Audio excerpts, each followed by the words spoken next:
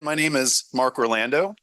I want to start off real quick just by saying briefly, because it is a lightning talk, thank you to all of the SANS staff for putting together such a fantastic event. Thanks to all the other speakers. I've definitely learned a lot today. How about you all? We learning stuff? Yeah? Good, good. Well, that's over now. My background is in security operations. I've been a SOC analyst, I've been a SOC manager and an ops executive, startup founder. When I'm not teaching for SANS, I'm the co-founder and CEO of Bionic Cyber, and we work with SOC teams pretty much exclusively, trying to make what they do more efficient, more measurable, more automated, dare I say, more fun. And as Rob mentioned, I'm a SANS certified instructor and course author. I've been here all week teaching Leadership 551, which is building and leading SOC teams, but enough about all that. In this talk, over the next 15 minutes, we're going to talk about the detection and response pipeline. So we're going to look at kind of security operations as a manufacturing line. And we're going to use that model to talk about the best opportunities for not only automation, but for artificial intelligence specifically. We spend a lot of time in my day job and in the classroom talking about AI. We talk to clients quite a bit about artificial intelligence. And one of the most common conversations we have is, there are all these great solutions out there. There are all these big promises, of course, right? How do I pick the right solution for what it is we're trying to do here, right? For my operation, for my goals. So that's really the focus of the talk today. And I'm going to provide you with a framework that you can use to evaluate and select the right kind of automation, the right AI solution for your security operations. So if we visualize detection and response as kind of a manufacturing line, where we've got raw materials coming in one end, right? Which in our case, raw materials are environment data, logs and network data, maybe threat intelligence sprinkled in there, right? And we put that through a series of processes: detection, triage, investigation, response. And then out the other end of that manufacturing line comes our finished product, which for us are minimized remediated incidents. So if you subscribe to this model, then it follows that we want to try to minimize waste, rework, defects, quality issues, churn out the highest quality product we can, right? Reliable detection, effective response.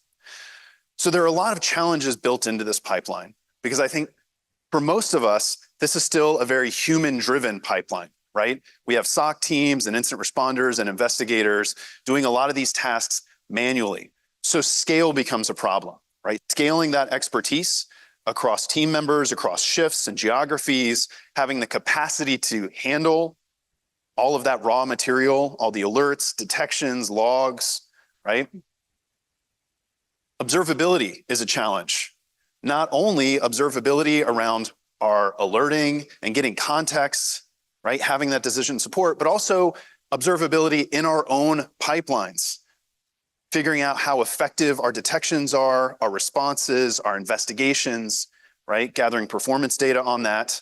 And given all of the noise and all of the inputs, being able to maintain focus at any given time and keep that quality high, that's a big set of challenges, right? And no matter what your SOC looks like, you're probably experiencing some level of these challenges at various parts in the pipeline. And so, of course, artificial intelligence is a form of automation that we can use to address some of these challenges, right? Make some of these headaches, if not go away entirely, right? At least down to a dull roar. So if we take a look at the AI product space, right? Most of the solutions that are out there fall into one or more of these buckets. We're contextualizing or summarizing data. We're automating some of that triage, some of those early investigative decisions, right? We're generating or recommending detection use cases or courses of action or alert severities based on anomalies or various attributes of different alerts. I have even heard, believe it or not, some murmurings about fully autonomous automated tier 1. Has anyone come across those kinds of solutions? Just let all those people go. You don't need them, right? Just buy our Blinky box. It's going to do all that for you, right? So lots of different use cases. Some, I think, make a lot of sense. And we've seen some fantastic solutions in some of these areas today, some of which may be a little bit more dubious. So some challenges in these types of solutions, right? First off, getting to ground truth. So if we look at that pipeline as kind of an entire process, right? It's kind of an unbounded problem, meaning going from that raw data to this is an incident that we have responded to and remediated. Well, I don't really know what good looks like, right? A more specific example would be an alert. If I'm expecting an AI to decide if an alert is a true positive or a false positive, the attributes of both of those might be 99.999% identical, or they might be 100% identical. And it's only the situation or the context that helps you decide what you do with an alert. Do you drop it on the floor, make it go away? Or is that a real incident that needs to be responded to? Training data is another challenge, right? Having high quality data to train these models, especially in security, right? If we're talking about logs, those logs need to be parsed correctly. They need to be normalized and pre-processed, right? Field names need to line up and be accurate. If it's not high quality data, right, then of course your model is not going to work effectively. If we're trying to automate analyst decision-making and actions, well, right there's going to be a lot of bias built into that process, into that data set, and therefore a lot of bias built into your AI model. Transparency is another common issue in AI-based solutions, right? In products specifically, right? If X is bad, why is it bad? So particularly with predictive artificial intelligence, where you might get unique insights or conclusions, but you don't exactly know why. If we're making decisions that can impact the enterprise, take a machine down, block a domain, I really need to be able to express why that happened, right? So our goals for these kinds of solutions should be addressing the missing middle, right? And that's really referring to this middle area where humans can do what they do, continue doing those like creative, investigative tasks, only better, faster, and more consistently, right? And we can use machines, our automated solutions, to do what machines do well, right? Those repetitive kind of menial tasks. We want to take that pipeline, right? That manufacturing line, we want to speed it up, reduce some of the toil that's built into that, and improve overall quality and consistency. Now, not all improvements in that pipeline are going to have equal value. And this is really getting to a common pitfall that I see in applying AI in security operations, right? There's something called the theory of constraints, which says that in any process, there are going to be bottlenecks and defects. And if you make improvements outside of those bottlenecks, you're really not improving anything at all. So if we're looking to AI to automate our incident response playbooks, right? Or we're looking to AI to summarize our investigations. But if our problem is in that detection function, our detections are poor quality, we're not conducting investigations in a proper manner, right? Then it doesn't really matter how fast the response is. It doesn't matter how effective our summarization of those investigations are, right? We're not getting good quality detections. You're not addressing the root of the problem. So I find the best use cases for AI are in those lead measures, giving analysts better inputs, right? Better cues as to what they should do next. And I've included this flow chart here, which I'm not going to step through point by point. You can hopefully see it here on the screen online and in the room. But AI is one of many automation tools, right? I really liked Mick's analogy this morning of our tool set to a golf bag, right? AI is one of our clubs, maybe an effective, exciting one. But if you have a problem that can be solved through procedural logic or a SOAR playbook, a Python script, right? That might be the most effective tool for that job. If you are lucky enough to have the expertise and the bandwidth to supervise, train, and maintain AI models for your security operations, then those efficiencies should not be less than the total cost of ownership of doing that. Meaning, it shouldn't be more expensive to build and maintain my AI or automation solution than the time or the resources I'm saving to automate whatever that task or workflow is, right? If your process, your workflow, or your task is not repeatable or predictable enough to automate in this way, then you have a process issue. So I'm going to kind of close out here by showing you a framework that my team routinely uses to evaluate AI-based solutions for various SOC use cases, right? It's a very kind of basic high-level set of criteria, right? You scale the importance of the criteria on a scale of 0 to 3, 3 being the most important. And then you rate your solution on a similar scale, how well it complies with those requirements. And you can see some very generic, sanitized examples of some assessments that we've done in client engagements as part of automation services.